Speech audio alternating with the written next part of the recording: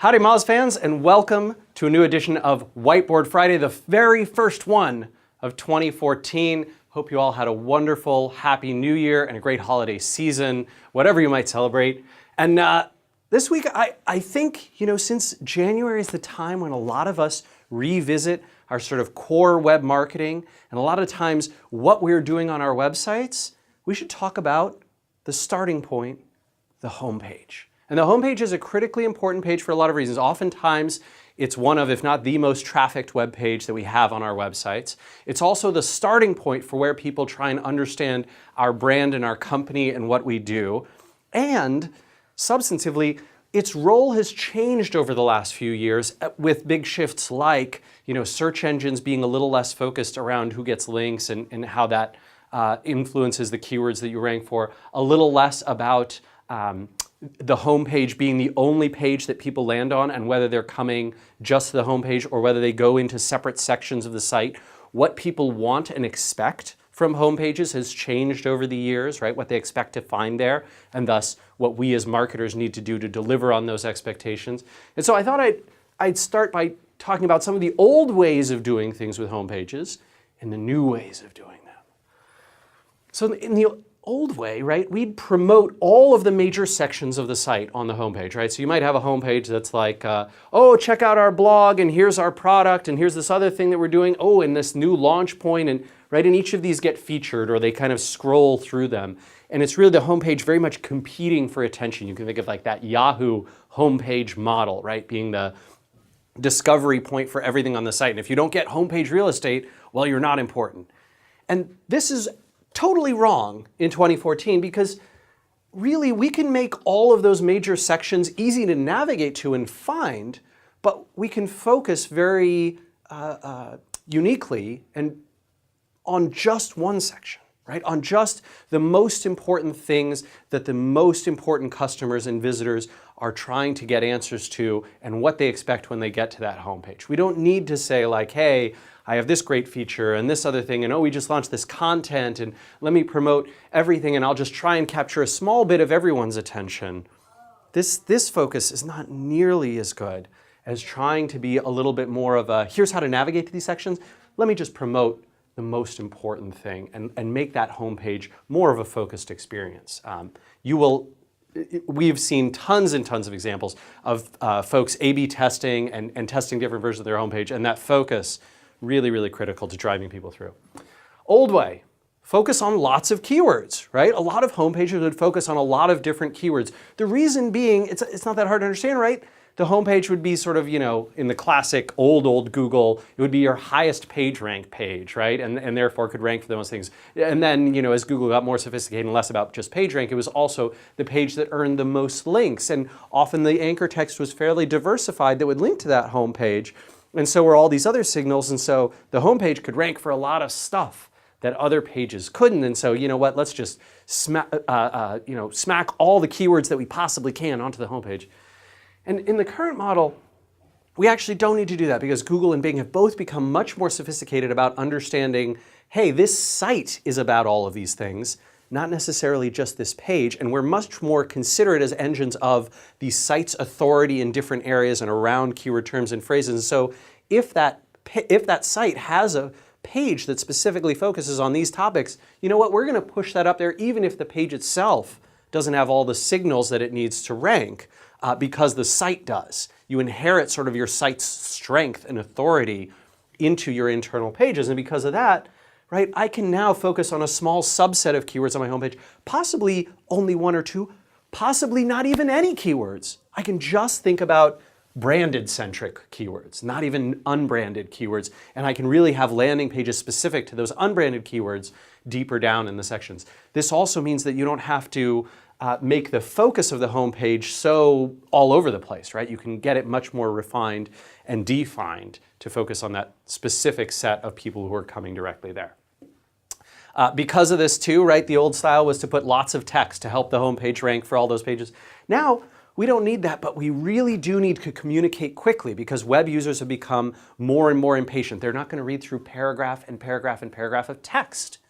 And therefore, many websites have found it valuable to use visual-centric homepages to help communicate and quickly convey the primary value proposition to those visitors. And that sometimes that's a video, sometimes it's just an image or graphic that explains things really clearly. That can work out great.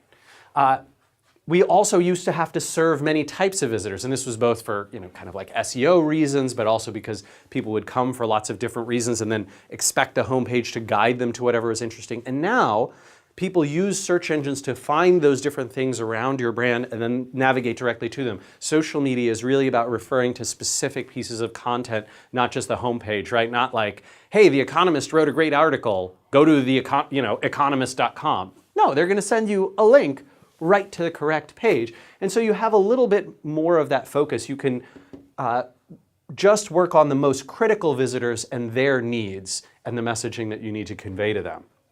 There also used to be this real concept of keep it above the fold. And thanks to things like tablets and phones, as well as wider screens and that sort of stuff, now we do a lot more scrolling. We're used to a lot more scrolling. And so really, people will scroll. I still urge folks to just make sure you keep some page content at the scroll line or near the scroll lines, the traditional scroll lines, depending on your visitors' resolution. Keep that experience compelling to draw the eye down, right? The thing you don't want to do, I'll show you in my sample homepage here, right? The thing I don't want to do is have the scroll line or the fold line, one of the big traditional fold lines for my primary visitors, be like right here so that it looks like I can get all the content I need above the fold, but in fact there's all this above the fold. If the scroll line instead is right here and it sort of bisects this secondary text section, perfect. Now I've drawn the eye down. Now people certainly will scroll and that stuff will have visibility, right? You'll have that expectation. So speaking of this sample homepage, I'm going to talk about some things that I personally would nudge folks and generally nudge folks to do on their home pages. This is not to say that every single company should go with exactly this type of homepage, but I think that these nudges can help to order your thinking and to possibly give you some ideas about things you might be doing right or wrong on your site, might want to test, might want to talk about as you're kicking off 2014 with your homepage. So first up, right up top here, the logo and the nav. This is just standard 101 stuff. I would urge you, my general bias is to keep this the same logo and nav as other pages. However, the homepage is unique in that it's sometimes okay to be a little different from other pages on the site. I would urge you to have consistency across the rest of the site. If your homepage has to be a little bit varied because of some things you want to do, that's okay. But I like that nav staying consistent throughout the whole site. That's my general bias. B, so check out this image. I'm going to imagine that I'm Pocket, right? Pocket app, which I have on my phone and I use on my desktop and laptop computers. It's a great little app. The idea is that I've got an article that I want to read, maybe on a plane, right? And I want to read it on my phone. But of course, I don't have a Wi-Fi signal on, especially international flights, but even most of my US flights. Or I want to read it just any time, right? I'm sitting in the car on a long drive down to Portland. Great. So I can click and sort of save any article, any web page I see on the internet, I can save that to Pocket and go fetch it for later. And it automatically caches, and so I don't even need a web connection to be able to do that. I love Pocket app, it's great. But explaining it, right, with a bunch of heavy text and having like a read things later, and lots of different keywords stuffed in there, that probably doesn't make sense. What does make sense is, let me quickly and easily explain it to you. So here's a guy, he's on his phone, and here's his thought bubble saying, this is cool, but I wish I could read it later. Oh, go to Pocket, and now you can read anytime on any device without a web connection. Aha! The value proposition of Pocket app is instantly conveyed in a visual format, which, as we all know, right, human beings much better at taking visual cues and interpreting information from visuals rather than text alone.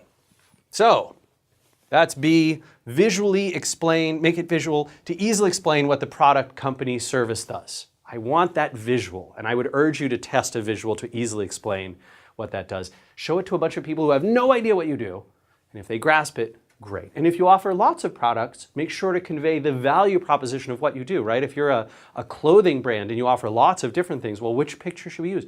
Well, quickly convey what your unique value proposition is. What it is about your clothing line that's so great, that's so much better. Is it that it's where it's made and that it's handcrafted? Is it the quality of the material? Is it price? Is it something else, right? Make sure that you're delivering that unique value proposition. Does it work for, so I've got this C section, does it work for XYZ, right? Like, well, can I use this on my Android? Can I use it on my iPhone? Will it also work on desktop? Aha, excellent. I'm going to be empathetic and intuitive, and oftentimes this comes from experience, right? You know the things that as soon as someone hears about your product, they instantly have these questions. So just answer them right there. I really like that section existing on the homepage. And then you can go into more detail in product pages as well.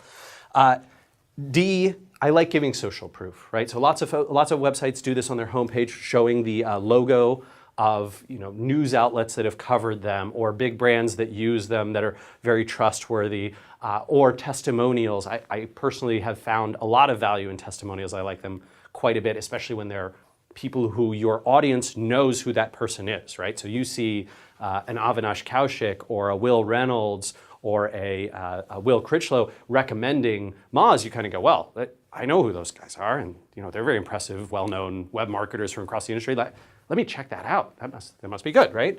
So that's social proof, credibility signals. And the last thing that I really like having on your homepage is a call to action. Last but certainly not least, a call to action. How do I install this? Well, you do this, or you do this, right? So for Pocket App, it might be if you have an Android, go to the Play Store, the Google Play Store. If you have Apple, go to the iPhone Store. Want to use it on your desktop, install the widget right here.